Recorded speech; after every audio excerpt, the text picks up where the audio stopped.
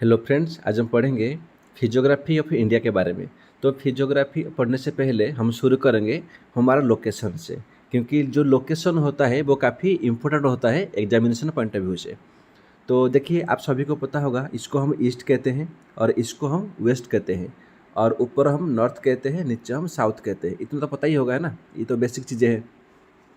तो जो eastern most point है वो है इंडिया का किबिथु। किबिथु यानी कि अरुणाचल प्रदेश में एक डिस्ट्रिक्ट है, अंजो डिस्ट्रिक्ट। वहाँ पे एक लोकेशन है जिसका नाम है किबिथु। वो हो गया हमारा ईस्टर्न मोस्ट पॉइंट। सेम उसी तरह से जो कच्छ है, गुजरात में एक जगह है कच्छ, वो हो गया हमारा वेस्टर्न मोस्ट पॉइंट। सेम जो नॉर्थ में हमारा नॉर्दर्न मोस्ट पॉइंट हो गया इंदिरा कोल, एंड जो सदर्न मोस्ट पॉइंट हो गया कन्याकुमारी। देखिए, जो हमारा मेनलैंड है, मेनलैंड का पूछता है सदर्न मोस्ट पॉइंट। मेनलैंड यानी कि ये वाला एरिया है ना, ये हमारा मेनलैंड हो गया। तो मेनलैंड का सदर्न मोस्ट पॉइंट क्या होगा, वो होगा कन्याकुमारी। अगर ऐसे टोटली ओवरऑल पूछता है कि कौन सा होगा, वो हमारा इंदिरा पॉइंट होगा।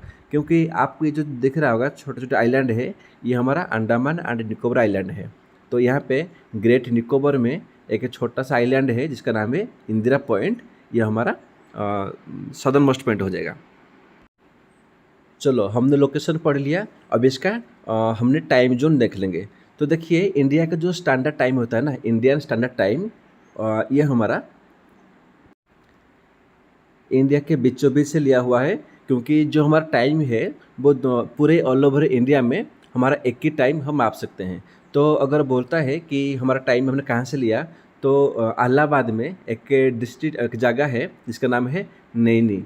तो नैनी से हमने जो हमारा इंडियन स्टैंडर्ड टाइम हमने मेजर करते हैं, हमने वहाँ से शुरू करते हैं। तो ये इसका लोकेशन क्या है, 82.30 डिग्री ईस्ट हमारा जो इंडियन स्टैंडर्ड टाइम है। ठीक है, चलो, हमने ये पढ़ लिया।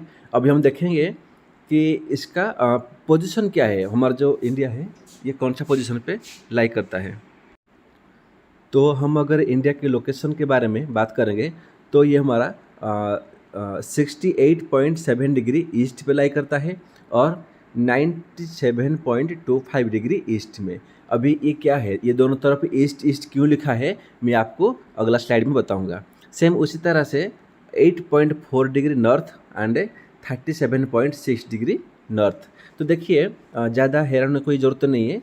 आप देख सकते हो 68 एंड 97 तक 30 डिग्री का इसमें फासला होता है ना। तो आप इसको याद रख सकते हो।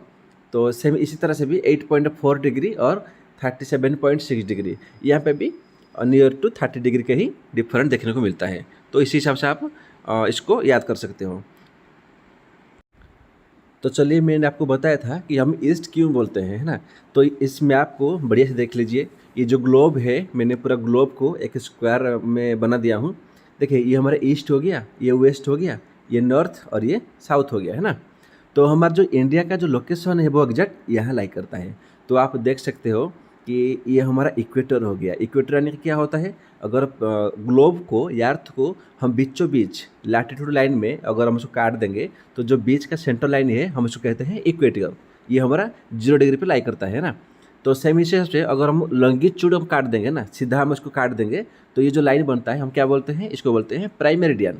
तो आप देख सकते हो इंडिया कहाँ पे है, जो हमारा इक्वेटर है, इक्वेटर का नीचे क्या है, साउथ है, और ऊपर क्या है, हमारा नॉर्थ है। तो इंडिया नॉर्थ में है ना, तो इसीलिए हम कहते हैं 8.4 डिग्री नॉर्थ। ये वाला लाइन देख लो, ये हमारा 0 डिग्री हो गया, है ना, ये जो इक्वेटर। तो ये जो इंडिया का जो लास्ट पॉइंट है इसको देख लो, ये हो क्या हमारा 8.4 डिग्री नॉर्थ हो गया। ठीक है, हम इसीलिए कहते हैं। सेम उसी तरह से हमारा ये जो प्राइम मेरिडियन है, इसका आगे इधर वेस्ट है, इधर ही ईस्ट है। तो इंडिया कहाँ पे है, नॉर्थ ईस्ट में है। तो इसीलिए हम क्या कहते हैं, हमारा ये इंडिया नॉर्थ और ईस्ट में लाई करता है, नॉर्थ ईस्ट में लाई करता है। ठीक है ना। तो इतना आपको कंफर्म हो गया होगा कि हम क्यों कहते हैं नॉर्थ में और ईस्ट में। ठीक है, तो मैंने आपको इंडिया का लोकेशन बता दिया, और जो टाइम जोन मैंने वो भी बता दिया, और कौन सा डिग्री पे लाई करता है मैंने वो भी बता दिया। देखिए, ये सारे चीज़ें ना मैं आपको ट्रिक के माध्यम से पूरा याद करा दूंगा। ठीक है, तो अभी देखिए, यहाँ पे और एक लाइन होता है, हम इसको कहते हैं ट्रॉपिक ऑफ कैंसर। ठीक है ना, हम इसको कहते हैं ट्रॉपिक ऑफ कैंसर। ये क्या होता है, देखिए, आप मान के चलो कि यहाँ पे हमारा सूर्य है ना, हमारे यहाँ पे सन है, इस हिसाब से सन मान लो। ठीक है, तो जो सन की जो रेखा है ना, याद रखना, ये जो ट्रॉपिक ऑफ कैंसर है इसका ऊपर कभी नहीं जाता है, ठीक है ना, मतलब इससे लाइन से गुजरता हुआ ये जाएगा, तो इसको हम ट्रॉपिक ऑफ कैंसर कहते हैं। सेम इसका नीचे भी एक लाइन होता है, इसको बोलते हैं ट्रॉपिक ऑफ कैप्रिकॉर्न बोलते हैं। तो आप इसको याद रख लीजिए, ये जो होता है ट्रॉपिक ऑफ कैंसर। तो ये जो ट्रॉपिक ऑफ कैंसर इंडिया का, ये 8 स्टेट से गुजरता है, ठीक है ना। तो मैंने आपको बताऊंगा कौन सा स्टेट जाता है।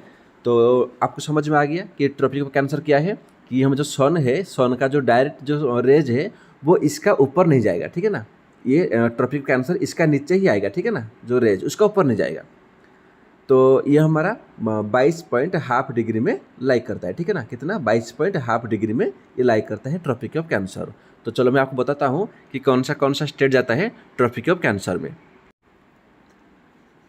तो देखिए, सबसे पहले हमारा जाता है गुजरात, फिर जाएगा राजस्थान, फिर जाएगा एमपी, फिर छत्तीसगढ़, फिर झारखंड, फिर वेस्ट बंगाल, फिर त्रिपुरा, फिर मिजोरम। अगर आपके पास में इंडिया के मैप है तो आपको इजीली से देख सकते हो, एक सीधा लाइन गया होगा, इसको कहते हैं ट्रॉपिक ऑफ कैंसर।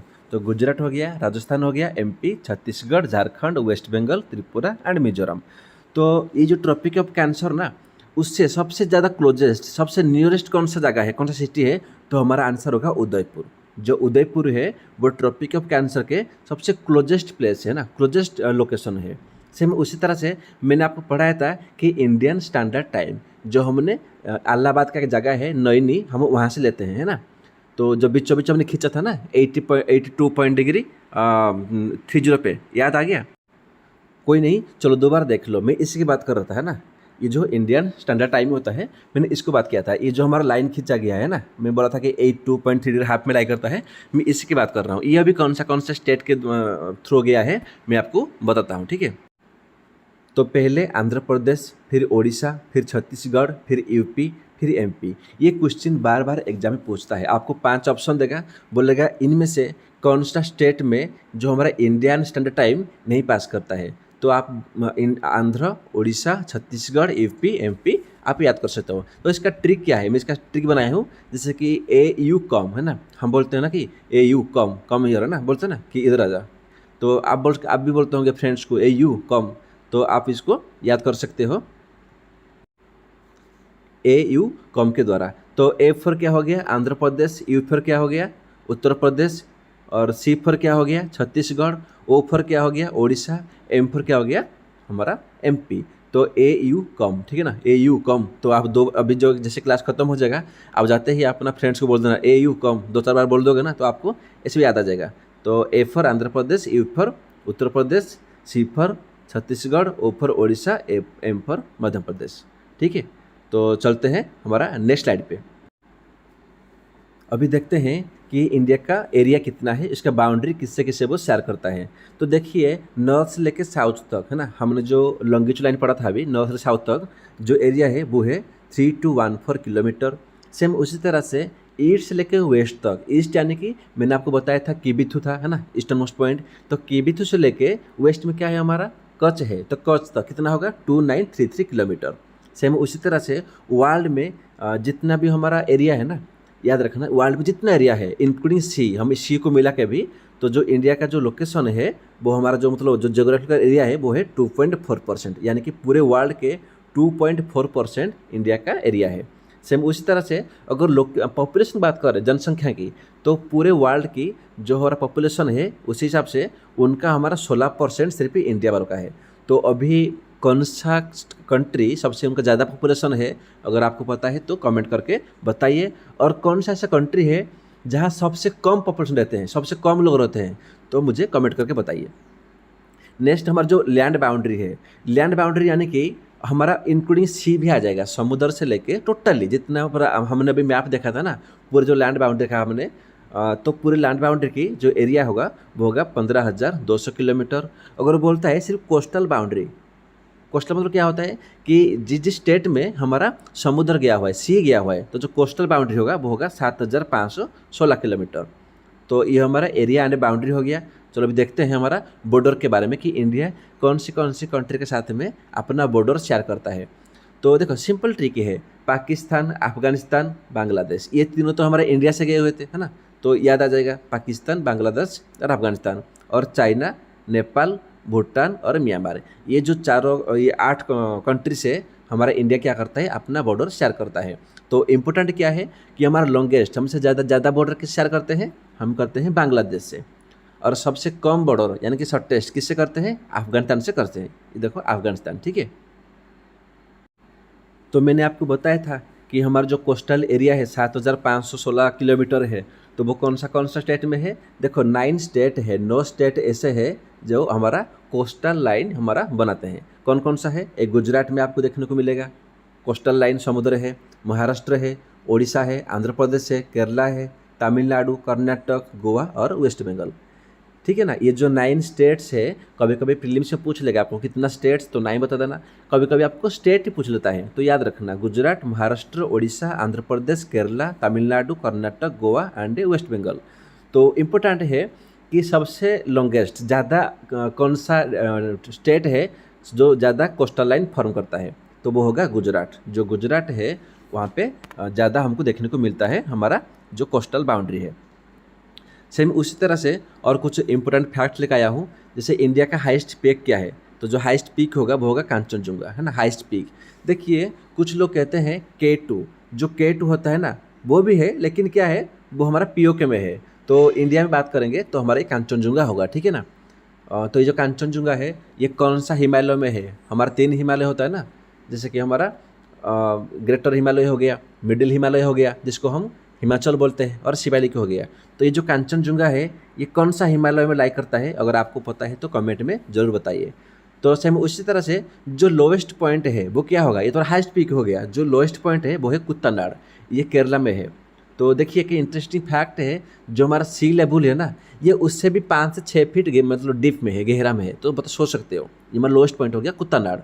सेम उसी तरह से जो हमारा इंडिया के सेंटर क्या है, जिसको हम बोलते हैं 0 माइलस्टोन, यानी कि इंडिया का अगर बीचों बीच हम सेंटर बनाएंगे ना तो हम कौन सा लोकेशन को मानेंगे, तो वो होगा नागपुर।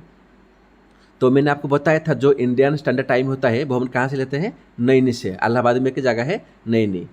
तो उसी तरह से देख लो कुछ बाकी फैक्ट्स लेकर आया हूँ। जो हमारा बॉर्डर होता है ना, सभी बॉर्डर का एक एक लाइन होता है, तो हम कौन सा बॉर्डर को कौन सा लाइन कहते हैं। जैसे इंडिया चाइना बॉर्डर को हम क्या कहते हैं, मैकमोहन लाइन कहते हैं। और इंडिया पाकिस्तान बॉर्डर को हम क्या कहते हैं, रेड क्लिफ लाइन कहते हैं। सेम उसी तरह से इंडिया का जो अफगानिस्तान है उसका जो बॉर्डर है हम उसको दुरोंड रेखा कहते हैं। देखिए इंडिया अफगानिस्तान का जो बॉर्डर है उसको भी कहते हैं दुरोंड रेखा, और पाकिस्तान और अफगानिस्तान ये दोनों का बीच का जो बॉर्डर है उसको भी कहते हैं दुरोंड रेखा। तो और जो इंडिया और म्यांमार इसका बीच में जो लाइन है हम उसको कहते हैं कोक्या चैनल। तो आशा करता हूँ कि फिजियोग्राफी के बारे में आपको सब कुछ पता चल गया होगा। और जो अगर आपको वीडियो अच्छा लगा हो तो एक लाइक और सब्सक्राइब कर देना। Thank you.